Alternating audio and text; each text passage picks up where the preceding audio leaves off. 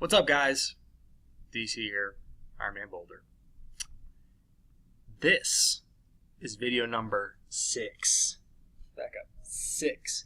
Video number 6. If you haven't seen the other videos, stop. Stop right now.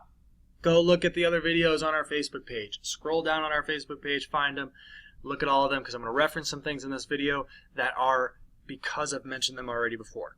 Alright? So, if you haven't seen the previous videos, stop now, go look at the other ones, come back, we'll check you back in like 20 minutes or so, and we'll get you up to speed. Okay?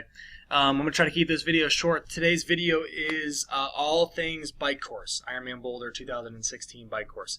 So we're going to cover all the details that I can give you that are important, and make sure that you guys are apprised of the information. All our video series does is basically educate you guys before you get here and try to give you a little bit more information than you would at other Ironmans, so that you are ready to go and that you come and see me every year, and that we have a good time hanging out together in Boulder. All right, so let's jump right into the bike course. I'm going to make myself small and take a look at our bike course on our website. I'll click and open it, zoom out a little bit so we get the whole deal, and can take a look at the specific details. In the previous video, we talked a little bit about leaving transition. When you leave transition, if you don't know what this is when you're looking at it, it's because you haven't seen the other videos. Again, scroll down and look at those. But you'll leave transition, head up onto the mountain line, head out of the fire training center and out onto the diagonal highway. So, big picture things.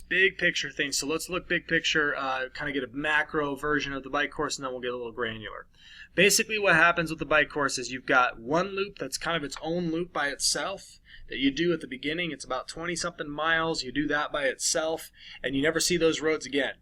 Okay, you go into a secondary loop, which you're actually going to do twice. So you're going to do this secondary loop twice, which you will see again, obviously, after your first loop, and go from there. All right, so there's two loops, but you're technically two different separate sections that you're riding. One of them you're riding twice. The other one, which is the first one, you're riding first. So if you look at this map from a big scale, even though you can't really tell because this is kind of really far away, there's a red line that's off to the east side that looks a little bit like a pistol. We call it the pistol, or it's around the gun barrel area, which is keenly named because of that.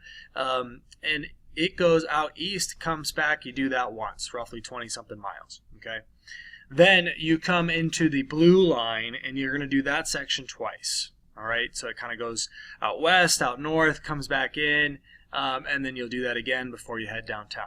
All right, so let's dive right into the nitty-gritty details on the course. As you can see from this tighter view, we have 5 aid stations. Let me go back big screen so you can see me in the eyes. We have 5 aid stations. At the aid stations, you're going to have these things, and in these orders, you're going to have water, you're going to have Gatorade, you're going to have all things food, which includes all our Cliff products. Okay, it's all Cliff products. Then you're going to get a second chance at Gatorade, and you're going to get a second chance at water. Following the last water is where you're dropping that whole aid station is the only place you're dropping trash. The only place. Okay? Nobody's dropping trash in between aid stations because 1, that's disrespectful, and 2, that's littering. You're going to get a penalty. All right?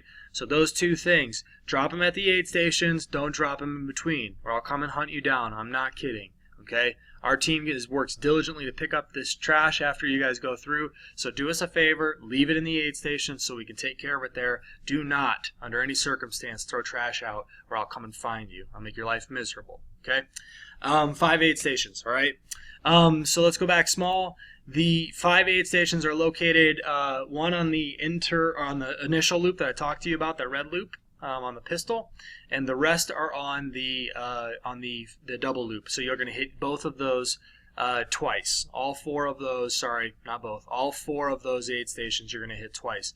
So on the individual loop, you're going to get 1 hit, and on the double loop, you're going to get a total of 8 hits. 9 total aid stations throughout the bike course for you, or 9 opportunities at aid, okay? That is the aid stations. Another thing to note about aid station number 1, because everybody kind of already has nutrition on their bike when they get started, aid station 1 is going to be a little bit further than normal. Usually we go for about anywhere from 12 to 15 miles on average for our aid station distances between them. Aid Station 1, we're pushing to 18 miles because everybody already has their own nutrition, and it just saves waste out on the course and trash and things like that. Okay, so it just keeps our community cleaner. All right, so Aid Station 1 is mile 18, so plan accordingly. For some of you, that'll be less than an hour. For some of you, that'll be just over an hour, but that'll be it, okay? All right, let's dive into some very specifics. A lot of people want to know about our climbs. Where are the climbs? The good news is last year's course set up very differently than this year's course, and I think that it sets up in your favor for 2016. A good bit of our climbing, the difficult climbing, is on the front end of the course, or the first 30 miles, okay? And what that does is it'll set up nicely for your run. So the last 30 miles this year is very flat and fast. Last year, it was basically what you're doing first now. What we did first, we're doing last this year. What we did last, we're doing first this year. So those climbs are kind of a little heavy on the front end, but don't let that discourage you. So here's how it works. Once you get out on the diagonal highway, you'll head south. I'm going to zoom in a little bit tighter so you can see it. Once you head out through the transition area, through the fire training center, you head south, you'll actually hit a pedestrian underpass. And the reason we do that underpass is so you can get from one side of the diagonal highway to the other without us having to stop traffic. Okay, so it's just really quick and early. You'll get underneath that pass. It's a no pass zone. Okay, you'll see what I'm talking about when you get down there, but it's super tight. Okay, it's no pass zone. And definitely remember this, no spectators in this area. There's a lot of very specific landscape in this area that's very cherished and precious to this community. We don't want your spectators in this area trampling that. Okay, so don't tell your families to go there. As a matter of fact, encourage them to find somewhere else besides that location. All right, tell them no spectating there. All right. You'll go under the underpass, you'll head north on the diagonal highway, and then you'll head east on Mineral. And this whole stretch on Mineral, the first half stretch of Mineral, Highway 52, is a pretty significant climb. Okay, so sit tight on this one. It's pretty early on. It's early on in the first 10 miles, but once you get up to the top of Mineral, the second half is a screaming downhill all the way out to 287. You'll turn right on 287, flat and fast on 287. You'll have the shoulder plus a full vehicle lane coned off for you because there's some rumble strips in there, so it gives you lots of space. You'll turn right on Lookout Road, and it's a climb up Lookout Road. So when you were descending down Highway 52, you're going to turn around basically and climb right back up that same hillside essentially that you went down on Highway 52 and get up on top of Lookout. One of the best views we have on our course.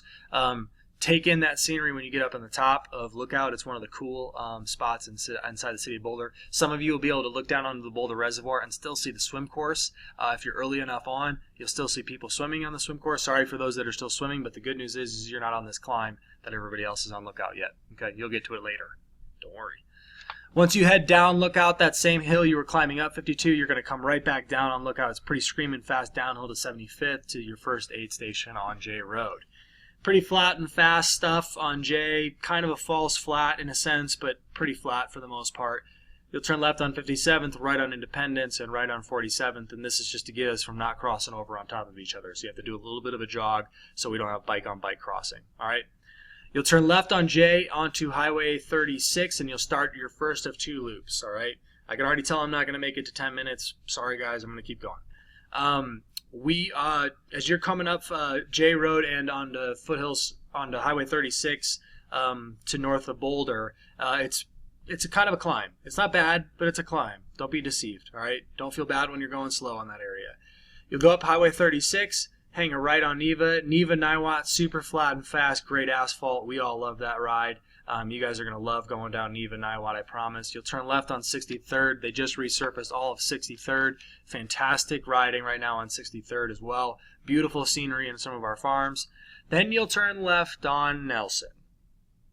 I've got bad news. This is a proper climb. When you turn left on Nelson and you start climbing it back up to Highway 36, it's not fun, but it's a good climb. Okay, it's going to shake those legs out. It's honestly going to be really spectacular once you get going. Some of those the farms in this area. There's actually a buffalo farm. If you're lucky enough, you might see a buffalo herd in this area, which is a lot of fun to see. And then lots of horses and things like that. So don't let the climb in disrupt or discourage you. But it is a climb. Okay, you'll turn right on Highway 36, and from St. Vrain, basically all the way to Highway 66, it is fast and screaming downhill. Okay, so just sit on tight, get down, get low, and ride that downhill all the way down to Highway 66.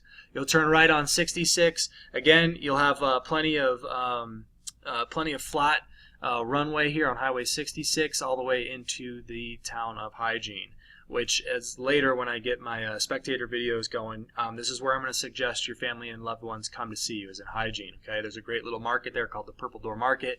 Great little viewing spot, lots of shade, lots of food. This is where everybody comes to watch because you see your athlete twice. Okay, you'll come down to St. Vrain, again, flat fast on St. Vrain, flat fast on 65th, flat fast back on Nelson, flat fast all the way down on 75th.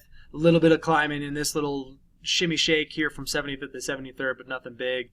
73rd, flat fast. 71st, flat fast. Turning right on Monarch to Special Needs Station. Again, super flat and fast. 63rd, flat fast. Diagonal Highway, flat fast. Okay, so you get the idea.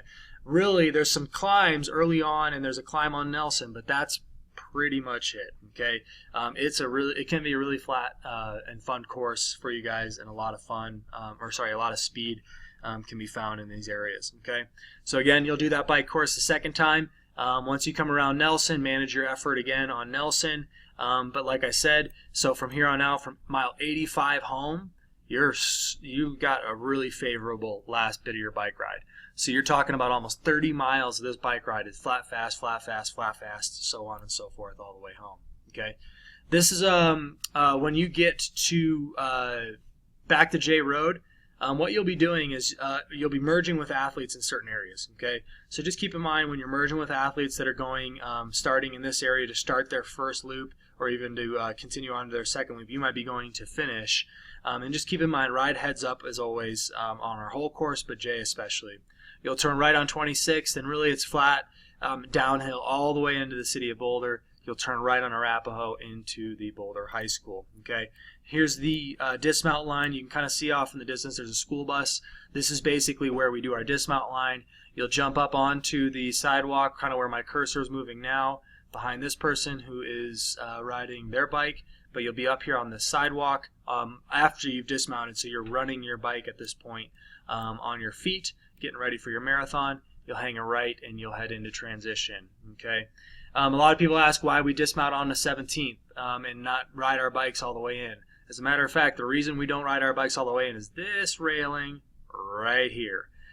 When you're out there, you'll see this thing pokes way out, and no, we can't move this railing. It is in concrete. Okay, and if I had tri bikes, especially coming around this corner, riding their bikes, inevitably somebody would snag their aero bar on this bike rail. Okay, this rail is the primary reason that we dismount all the way out on 17th. Okay, it is a long transition. It's gonna be okay. You got a marathon to run. Don't worry about it. Okay, the dismount area on 17th, run into transition. I'll cover the other transition on the next video on the run course, but that's pretty much it. As always, put your questions below. I'll do my best to answer them as fast as humanly possible as we get near the race. But as I said in the last video, we're less than 3 weeks. You should be getting ready. You should be packing your bags. You should be making sure your bike's tuned up. You should have all your hotel stuff planned. You should be ready to go because we're coming upon it. Come and find me at the race. Would love to meet you. Love to get to know you. Let me know if these videos work for you and if we can improve on them from year to year, and we'll do our best to get better and better. Okay.